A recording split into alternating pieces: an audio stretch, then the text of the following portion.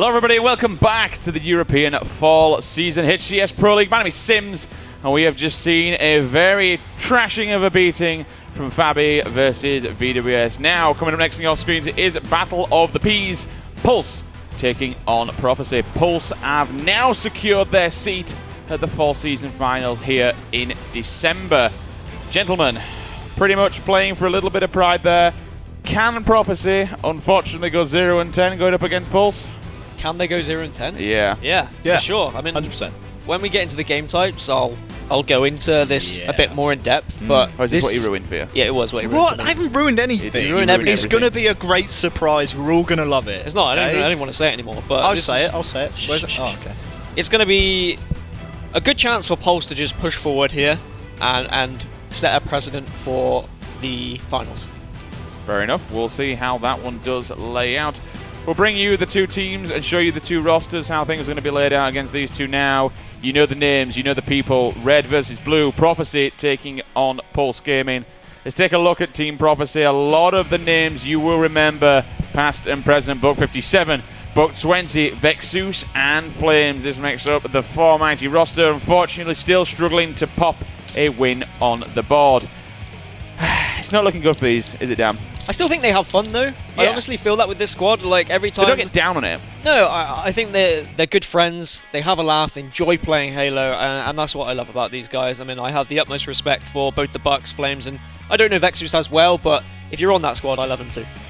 Well, we'll see if they can do any damage going up against Pulse Gaming here. And the four mighty French SLG, Cali, Punisher, and Fragzer. They are now booked. They have got their seats and their tickets ready to come to the Fall Season Finals in December. And again, as you mentioned, Dan, this is kind of just a cat playing with a mouse. A little bit of a warm-up, trying to set more of a precedence and get some more points and style points on the board and get that win percentage higher. Yeah, most certainly. I'm really looking forward to meeting these guys now that they've secured their tickets to finals. But I think the one name that stands out on that lineup has got to be the man on the far left, SLG. He's just been putting up some absolutely crazy numbers. We saw him yesterday just going off with the snipe, and he's just a star man for that squad. Speaking of crazy numbers, Dan, this best of 5 then. I know you're dying to say these, so go on, let's hear it. Okay, let's look at it one by one. Coliseum captured the flag. Prophecy played 5, won 0.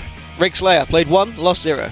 Eden Strongholds played 4, lost 4.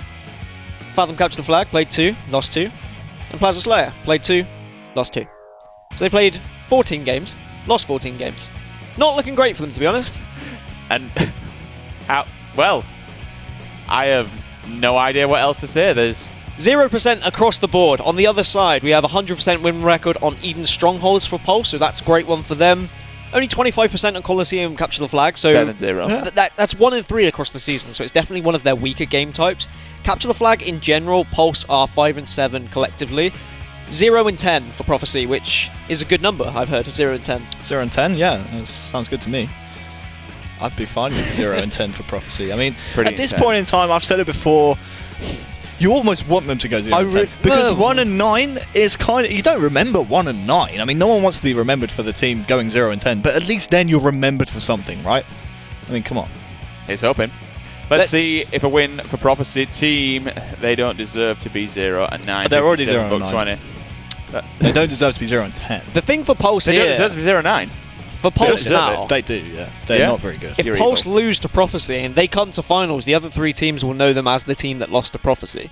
That isn't going to be something that they want on their heads. They're going to want to... I like that. It shows a chink in their armour, right? It shows that they are beatable by the worst team in the league, essentially. So Pulse are going to want to push on there. We're going to want to make sure they get a win here. Yeah. I just kind of feel like the loss here for Prophecy, if it were to happen, would just be the icing on the cake for just a terrible season. I mean, it's honestly so sad to say that about a team that the Bucks are on, because you can see there the tweets that are coming up on stream. Like, they have so many fans. Everyone who knows European Halo, they know the Bucks, and says it there. It sucks, exactly. Let's go Bucks. Like, the Bucks have so many fans, and it's such a shame to be saying these words about a team that the Bucks are on. But we have to call a spade a spade. This season for Prophecy has just been woeful, terrible. They've won 3 maps out of 33. There's no sugarcoating that. It was just not good enough for Pro League. It's not good enough. How do you go from top 8 at Worlds to back-to-back relegation on the bounce? Unfortunately, I just think it's a lack of practice for them. And it really is. And it sucks to say that all these things about them, considering their circumstances. They all work full-time jobs, and it is tough to practice around that, to all get on at the same time, but you just can't go 3-30 in maps in the Pro League and expect to have a decent kind of season. I mean, it's not like there are, like, every other player in Pro League doesn't have a full-time job. I'm sure other people are working as well, but it just seems like these guys were working particularly crazy hours, and they really do struggle to find that time. So I do have sympathy for them. However, they have just been the kind of bottom feeder here. They haven't really been up to the level of everyone else. They've won something. The Wooden Spoon Award. Yay! They finished last. I'm sorry, I keep trying to find silver linings for Prophecy. There isn't one. I mean, if they could get a win against Pulse Gaming, yes, there would be. Yeah. You know? And see what else they can win. They can win a Jinx giveaway. On screen. Hey. Nice. Hey, you like that, didn't you? And then you ruined it anyway. Jinx giveaway, want to win. You can see on the bottom of the screen, esl.gg/EU-HCS-prize. Go there, share it, tweet it, let everyone know we got some great hoodies and great t-shirts on there, courtesy of Jinx. And again, if you want to be involved, get involved. Tweet us, use the hashtag HCS. We're bringing tweets up on the screen. And just please tweet the stream, let everyone know what's going on. It's a great day of Halo. I think everyone's kind of just, and this is in no way to put a downer on the 2 match, well, the one that we've just seen we're about to see, but I think everyone's really waiting for that third and final match, because it's fire, it's tasty. Oh yeah, I mean, this is like a boxing event, right? We've got our low cards and then we've got our high card at the end, the main event, the one that we're all waiting for. You get half an audience for the early games that aren't as good, and then we'll whack everyone in for the final game when it's going to be a juicy one. It's going to be good. But you know what? It's all about game number 2. The Eye in the Sky is live, so we're going to be kicking things off, with Pulse Gaming versus Prophecy. I've got to be honest, I really, really, really want to watch SLG's POV. Oh yeah. I think, do you mind starting?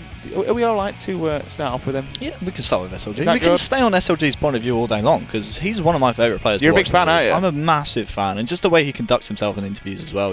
He's I said it yesterday, he's the player that France deserves. Well, I actually think Prophecy might make a game of this. Okay, let's go back to the start of the season. Why? Why go back to the start of the season, or why are they going to make a game of it?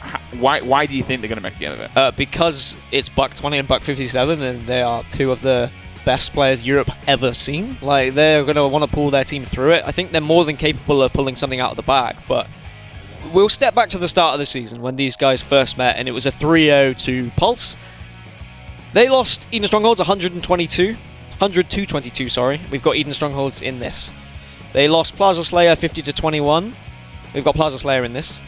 And they lost Fathom CTF 3-2. And we got Fathom... so that's actually 3 game types that Pulse won, so maybe I changed my mind. I don't think Prophecy have got a chance. I'm rooting for Prophecy. I'm trying to find something. I'm just looking at these statistics, and the only thing I can look at is that Coliseum Capture the Flag is one of Pulse's worst game types. And actually Plaza Slayer, the only win Plaza Slayer Pulse have got is against Prophecy. So there are some game types, there are some weaknesses there, but it's not going to be an easy one. Spartacat, if Sims could be a book, what number would he choose? Bring up the spot now, aren't I? 0 and 10. You're a cruel man. I go 30. I'd go 30 my lucky number. I go 24 because you are top 24. Or we could go minus 117. As one player was yesterday. Anyway, yeah, that is cool. I would go book 30 simply because that's my birthday. Capture the Flag Coliseum is now live, guys. Game number 1. Pulse Gaming taking on Prophecy. First team to capture 3 flags, or the one team with the highest flag cap at the end of the game will be your winner, SLG. We're going to be in the driving seat with him. I can see you shaking your hand there, Harry. What are we seeing? I just want to say that SLG is one of the superstars in the league right now. You think about teams and players that kind of represent their teams. You think about Kimbo for Infuse, and I think SLG almost certainly is one of those players. He actually propelled himself into the number 2 position yesterday. He wasn't even in the top 5 yesterday. He's now 2nd in the league for power weapon kills, purely based on the amount of snipes he got yesterday. One thing that Prophecy have done well all season is they have always started the game strong. Their starting strats are actually second to none. These guys are fantastic off the bat, but then they lose everything as it comes to this middle game. We've already seen some great shots laid down by 57. They had control of Sniper, but instantly Pulse are able to push around the other side of the map, around Rocket side, and now they've got a flag run on the go. SLG with a great flag run indeed, as he does drop down that flag. He's ready for the taking. However, we do have a Prophecy member hot on the heels. He's backing up. Unfortunately, hits the table. but his teammate does support him out and take down that one player. The flag goes at the back of net. We're only 1 minute into the game. It's already 1-0 for Pulse Gaming. It is, and Prophecy, despite having the early map control, they kind of dropped their guard a little bit, and one member of Pulse, of course it was SLG, managed to flank round, managed to pull a flag. They weren't really expecting it. Yes, they got the nades to stop him, but unfortunately the spawners of Pulse were able to put the flag in. Kali is stuck in an unfortunate position down here now with the scatter shot, but if he's able to escape, it could be a dangerous one. Thankfully, he does get taken down. Really important kill from Prophecy there. 50 and 20.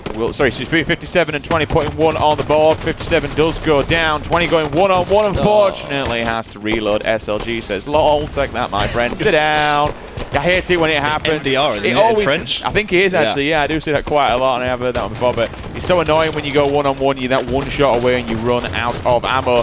Don't matter about how much ammo this boy has. Hits every single shot. Another perfect for a double from SLG. Sees flames go flying through the air. Rockets on his back. He does get one kill before he goes down. 6 on 57 across on Rocky Bridge, but 2 people shut him down finally, and the flag will get returned by Vexus. The movement from Pulse is absolutely phenomenal. They are constantly in a position where they are there to support teammates. I mean, obviously they're communicating, and you expect that from such a high caliber team, that they're going to know where their teammates are, but every single time there is always someone behind them. See that Fragger gets taken down, but Kali was there to support him. Unfortunately for him, he couldn't do enough as Vexus turns around with the scatter shot. He is shut down by Punisher though, who does have rockets, but I believe he's run out of bullets. Yeah, it's an important kill, that one as well. Take down the scatter shot guy. He was on for a triple had he not have been removed from the server.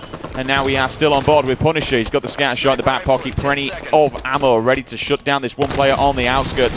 Flame is going to get a fantastic splinter though, hits him directly in the face, will burn him away. 2 more players still running around. Sniper rifle's about to pop. I'd like to see Flames be a little bit more, I want to say, cautious and looking at that sniper to make sure that Prophecy do get sniper control. He did leave his teammate unchecked. However, 57 says it doesn't matter. I can do this one on my own, friends. Takes out one with a nice no-scope, and he will find Punisher hiding along in the cave. But one thing to note, Dan, Vexus, great carbine double in the kill feed. That's 3 members of Pulse Gaming now down. 57 getting a great position to spawn kill. Yeah, Prophecy are moving this flag, and actually if 57 can get any kills with this sniper rifle, this could be great as he picks up a nice headshot onto Fragger. Unfortunately misses bottom mid, but someone actually ran past him over to the sniper there. He wasn't able to notice that, but it does look like Prophecy are moving this flag, and it may be 1-1 here. I'm going to be honest, I didn't like the challenge that 57 went for. I would have preferred him to sit in cave for a few seconds longer and maybe just put up a little bit more of a battle.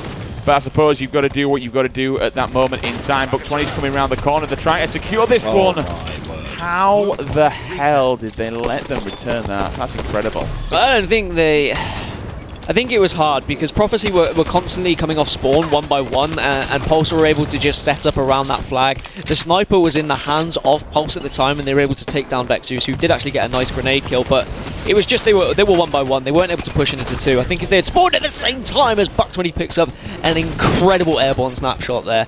Unfortunately, can't see it through with the double, but at least it tagged him up and tanked him over in the corners. That's going to be Kali getting his shields back. Flames unfortunately turns around and gets faced with the blunt end of SLG's gun. Fragger comes flying through the air, but he says, no, my friend, my beatdown is stronger. Takes out one, moving in towards the flag. Thankfully, Buck 20's there off of the red cave spawn, 2 of them as well. I really want to see him push out a little bit more. There seems to be too trapped and too pressured inside the base. But again, it's all come down to, I think it was, is it still Kali? Still alive over on that corner? It is. He's not gone down for a good amount of time now. It's going to be almost a 2-for-1. 2 players and no shields at least. I say that, I don't think the rocket did any damage whatsoever. Yeah, despite Prophecy here actually being 0-9 in the league, Vexus, who we're on board with right now, is actually 2nd overall in the league in flag defenses. So this man has been trying to do work for the Prophecy squad. He's actually had a very good game so far. Every single time I've seen the kill feed, it's Vexus getting kills for his team. So Vex certainly trying to be the point man here for Prophecy. Yeah, and actually Vexus has been on the kill feed a lot of the time. Every single push from Pulse, there's always the shutdown. Vexus is always there to stop them pushing in. He's getting those important kills. It's holding off Pulse, but I feel as soon as Pulse even get a slight whiff of this next flag, they are just going to surround the Prophecy squad, and they're not going to let them get off spawn. And actually, they are moving this one now. And as you see, SLG positioning himself just to catch anyone off spawn. And it's kind of happening, Dan. You called it perfectly. The second they've got the pull on that one, 1, 2, 3 members of Prophecy just dropped down. That's a nice, easy count for Cali. One-on-one, SLG goes with one player below basement. Sniper rifle's going to be in the back of the hand. This is all kinds of dangerous now for Prophecy as they are trapped in their own base. Looking across at that con spawn, no one's there over on the elbow, but there is one person back in the base and they're applying the pressure as 57 will try and challenge a flag. SLG needs to be careful, he's got one player behind him, does clean up that kill from Flames. 2 people on the Prophecy side will at least grab rockets. Maybe now if they can get this guy out of Rocket Corner and make an advancement on there and hopefully just stay alive, he's getting chased quite hard, they might be able to make something happen. 4 rockets is... you can do all sorts with that. Yeah, I hope he doesn't waste them here. I'm glad that he's got some trigger discipline. He's going to get into position just to stop this flag rather than going aggressive. Just using the 1 rocket now just to make sure that that flag isn't going to move anywhere. But unfortunately, Pulse were just communicating. They knew exactly where those rockets were, and they were... the priority number 1 was to shut him down. I actually really like the play there from SLG. He was so low. He said, you know what, I have 2 power weapons in my possession. If I just fly back to my own side of the map, I might die, but at least then the power weapons are in the advantage of my teammates. He does still have the rockets. He will go down in the end, though. But Flames gives him the hot 5, then picks up the double as well, and bags himself 2 rockets. So great positioning here from Flames. One player's in the maze. He's just going to thrust forward. Fragger jawlines him, down he goes. Rockets will now transfer it back into the hands of Pulse Gaming once again. And look at that straight aggression. He knows where the sniper rifle is, completely shuts down 57. Otis, no, did he just stick him? Thankfully not. He did go for the effort. Sniper rifle back now in the hands of Prophecy. It's all down to Vexus to make something happen though, as he gets absolutely jawed. Prophecy are just constantly on the back foot at the moment. Pulse are really just setting the pace of the game, and with 4 minutes to go and 2-0 up, as long as Pulse continue doing what they're doing, I can't see Prophecy getting back into this game. Prophecy really need to make a change in their approach. Perhaps send one player around as a flank to try and deter this Pulse squad just setting up around Sniper. And you can see Vexus is just stuck here in the cave. He's trying to push out, but there's just too much power from Pulse at the moment. They're just everywhere across the map. 1 bullet left in the chamber. Not a great deal he can do. The pressure's well and truly been applied. 3-4-3 on the clock now remaining. Illuminati confirmed. 1 player over on that rocket bridge just gets deleted. 2 more players go down as well. We're looking at the kill feed. Swings across, tags him up with the 1 bullet. Unfortunately, I think it's going to be all she wrote. However, Vexus is on his own. If he can at least find some of his teammates to help him out, so I'm going to say that.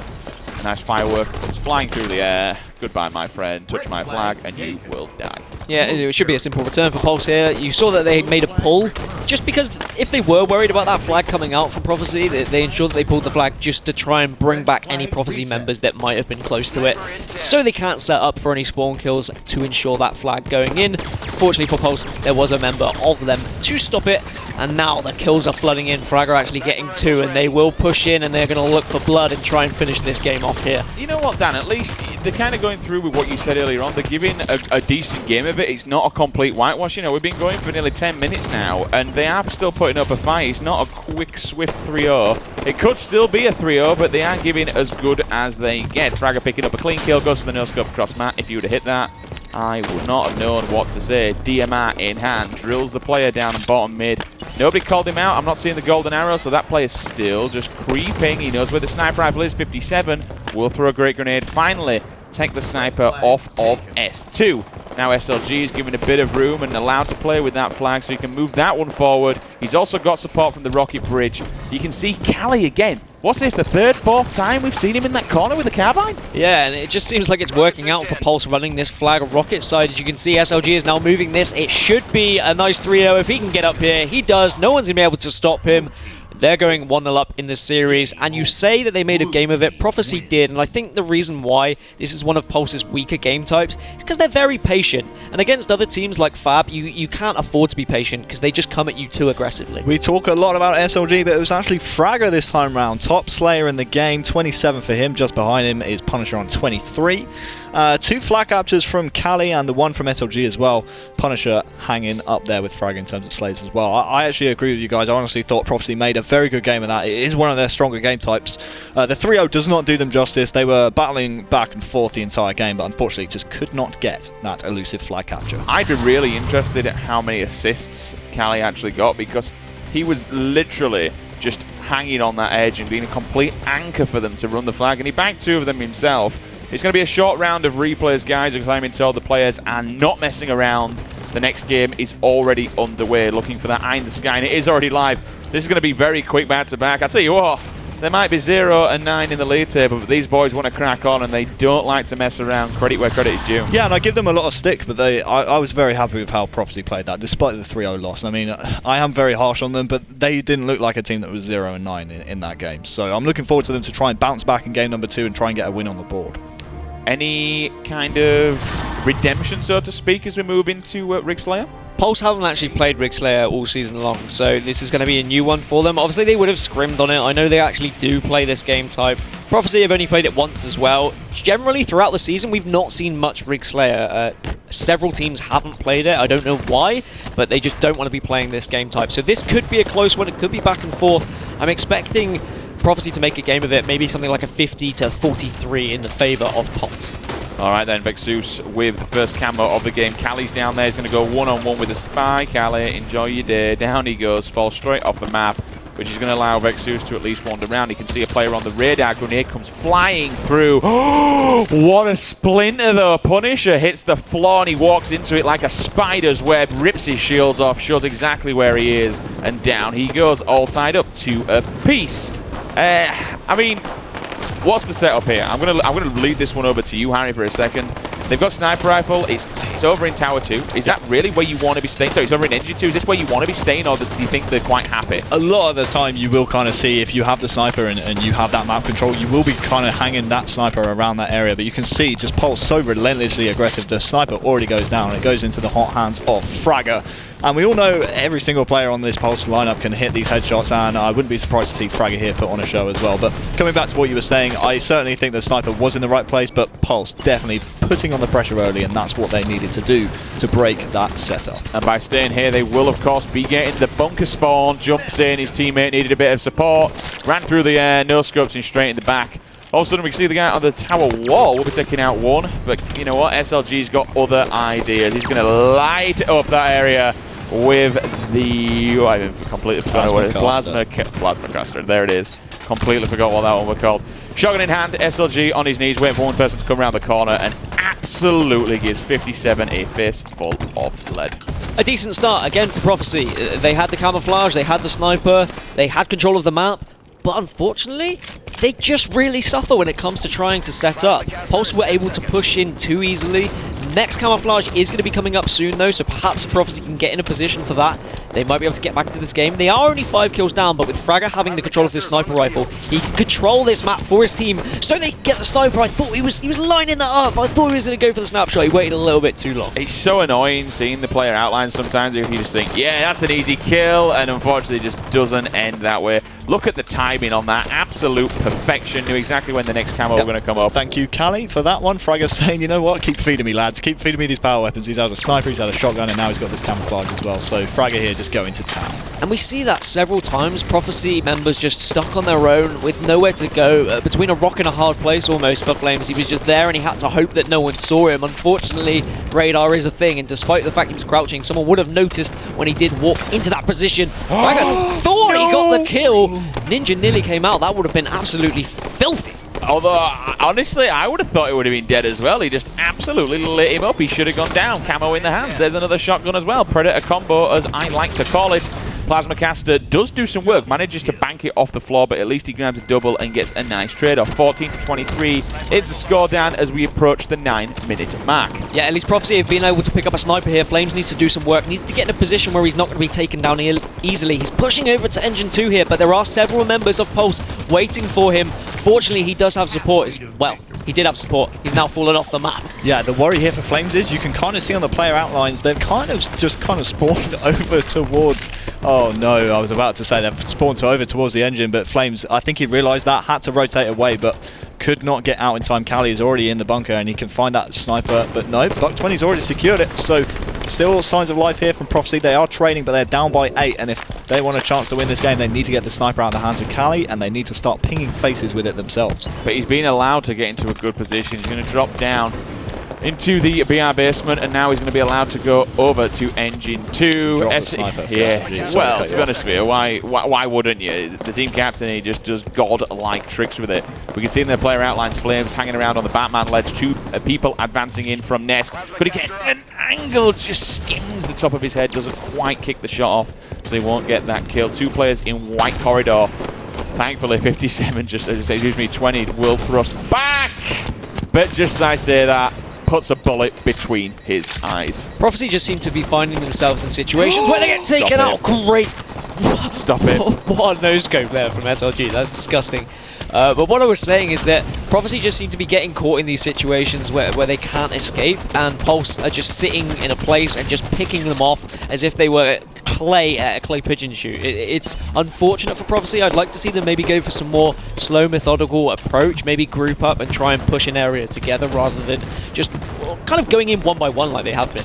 This is the kind of period of the game where SLG just has no pressure on him. He has the sniper. You just want to put your feet up, have a cup of tea, and just, you know, have some popcorn and just start snacking away, because this guy's just going to town. He's racking up kills left, right, and center. And look at how much freedom he's got right here. He can sit here in the railgun tower and just relax. He has no pressure on him whatsoever. None of the Prophecy players are even looking at him, and he's basically got free reign on the map right now. Needs to watch his P's and Q's here.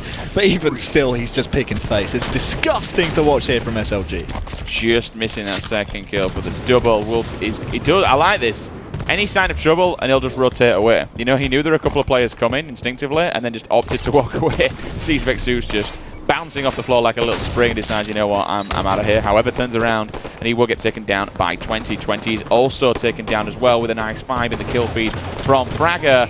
The Vexus now with the push. This is nice. They are down by 12 kills, still not over yet, still well and truly in it. And now they've got a little bit of ground coverage. It feels like they're working together as a team. Every time Vexus sees somebody, it feels like there's more than just him shooting at that player, which unfortunately is what Pulse Gaming is rather good at. Their team shot is incredible. It is, and it just seems like Prophecy are taking too long to make a decision as to what they want to do, whether they want to sit back and wait for Pulse to come at them, or whether they're going to group up and try and take down that sniper. SLG was able to get several kills with the sniper, and a 10-kill lead was made whilst he had it, before Prophecy even made a move on him.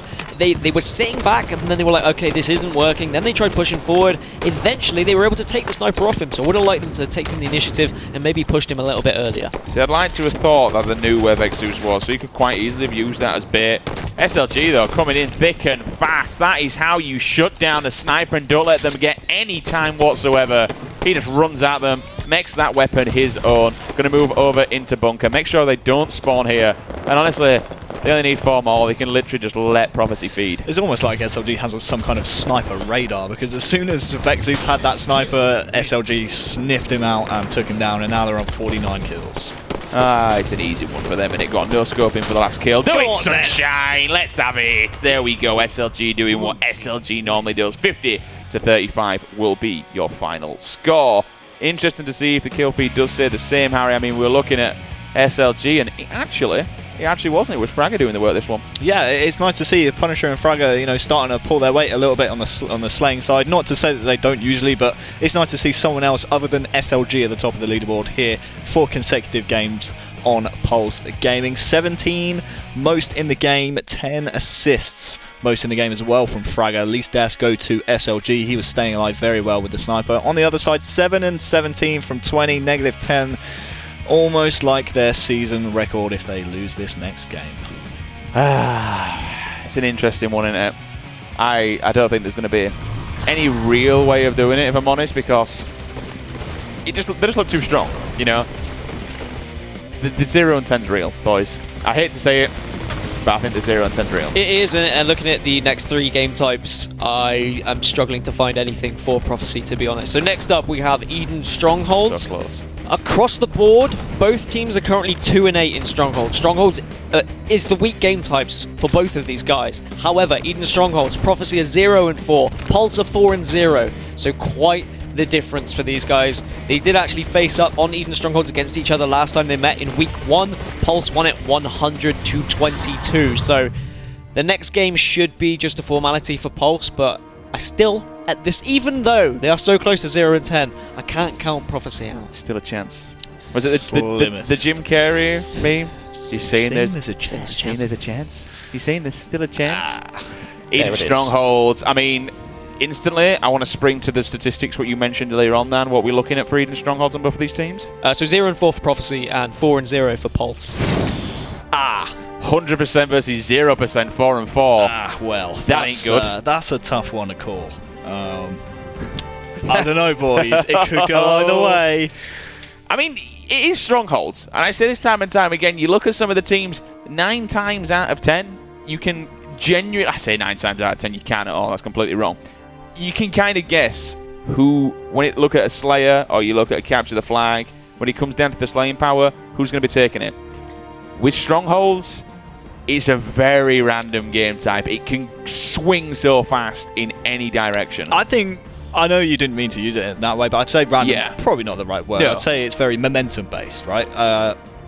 I agree, but the way that Pulse just use the momentum and they ride off of it in games is tough to count them out in Strongholds, because they've looked fantastic on every Stronghold game type all season long. Even in the games that they've lost, they've put up a fight. So. I think the main thing for Pulse is they really adapt to the game. So if it starts swinging the other way and they start to lose control, they will have a change of what their approach is to the game. However, for Prophecy, all season I felt that they have kind of one game plan, they stick to it, and they really struggle to adapt to what the other team is doing, and I think that is just down to practice, to be honest. We're going to be starting this one off on the Pulse side purely because they actually are 1 and 2 in Stronghold captures league-wide. SLG number 1 and Fragger number 2. So we're going to be starting things off on the Pulse side, as they certainly know how to capture those strongholds. All right then, guys, tweet the stream, use the hashtag HCS. This is game number 3.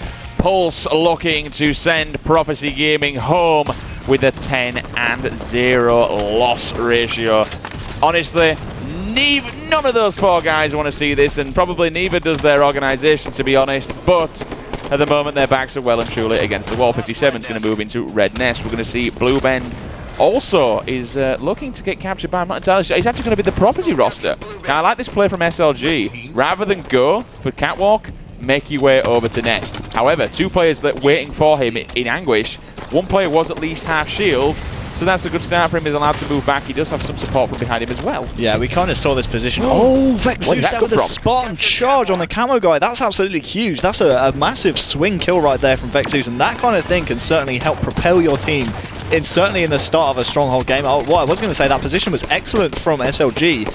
And to be honest with you, it was, but Vexus just completely outplayed him. I was going to say he can anchor both Red Nest as well as the Catwalk from the position, but Vexus just shuts him down with that Spartan charge. Yeah, Vexus getting really important kills again. He seems to always be in the place. Whenever there's a little bit of drama happening, he will be there to shut it down immediately, and he does get those important kills. I like the approach from Pulse Gaming. They haven't been crazily pushing for strongholds, and instead they've been quite patient about their play and deciding where they're going to go, and they've been grouping up well. At the moment, it's working out for Prophecy though. Catwalk is close to being taken, but Punisher is on very low shields here, needs to be careful, does avoid that grenade. Great movement.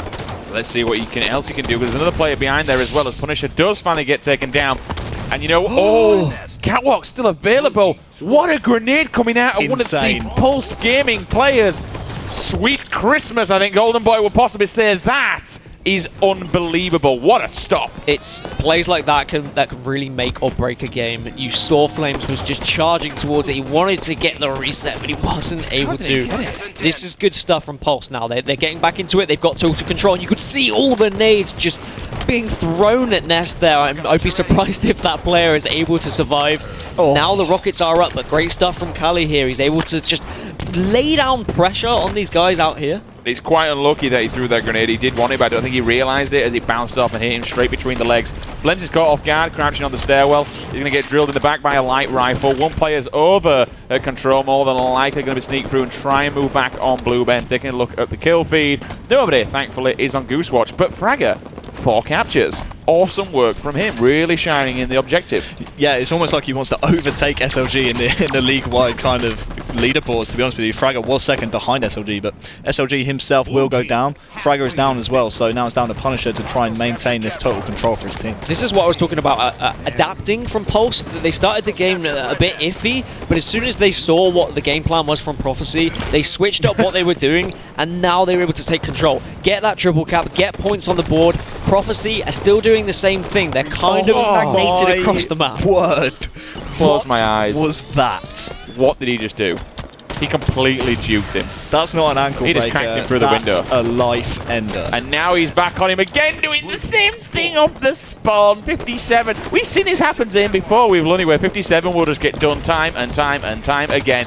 Now they can just put more pressure. The triple cap once again back in full effect. 2 players moving into Nest. However, as they move into Nest, they're just going to move into a full wave of oncoming B-AR. It's going to be 8 bullets. Down goes 57, third time in a row now for Punisher. Flames is there as well, but he's getting pushed by his teammate. Finally, they shut him down.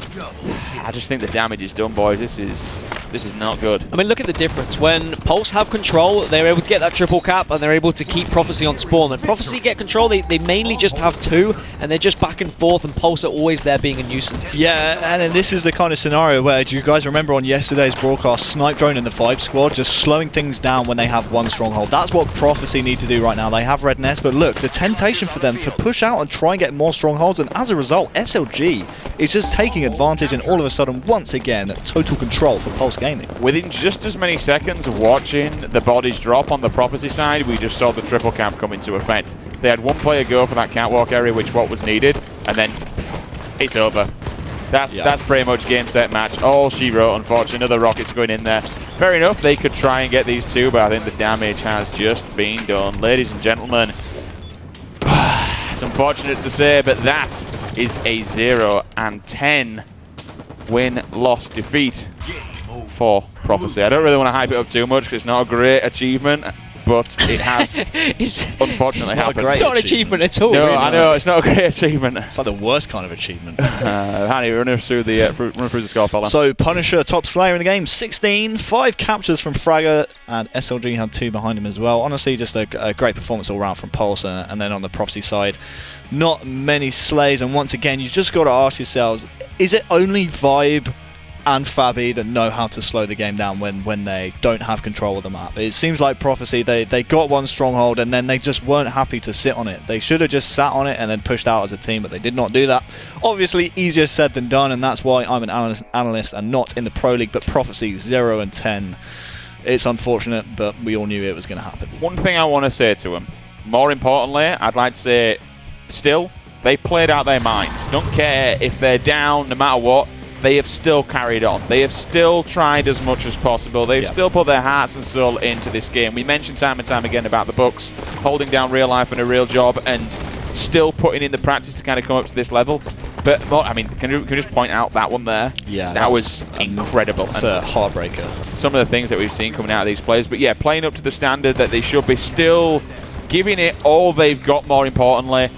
But, interestingly, not making a team change. That's exactly what I was going to say. Go for that? All right, you know what? I'll let you run with this one then, dude. Credit to these guys. They had the opportunity to make a team change. They were pretty much down and out. They probably weren't going to make finals anyway. And instead of ruining any friendships, that they just enjoyed the rest of the season. They could have brought in someone that might have made a difference, but that could have created conflict within them. Yeah, and I think I'm going to come back to what you were saying about how they've always tried their hardest. I have so much respect for Prophecy. Once again, they could have pulled a VWS. I mean, we saw that in the last series. Prophecy have given their all. They've given their heart and soul all season long. Unfortunately, due to practice and for whatever reasons, it didn't pull off for them. But massive respect to them for sticking it out. And like you say, Dan, sticking with that same core 4 players all season long. No reason to ruin any friendships. And unfortunately for them, they finish bottom of the regular season. And there we have it, guys. We're looking to see if there is an interview available. We're bringing that up in just a second. If they are, 3-0 was the total series line. 3-0 Coliseum capture the flag.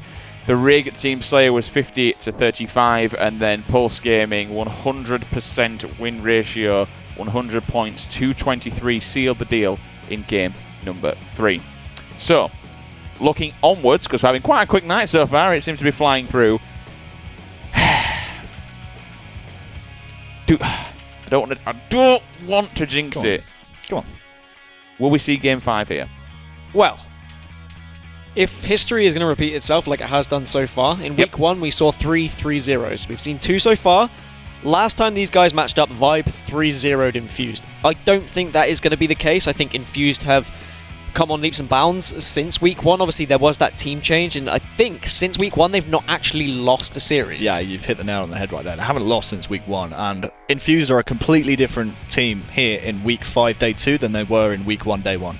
So I certainly do not see this being a 3-0. I can certainly see this potentially going to a Game 5, so fingers crossed.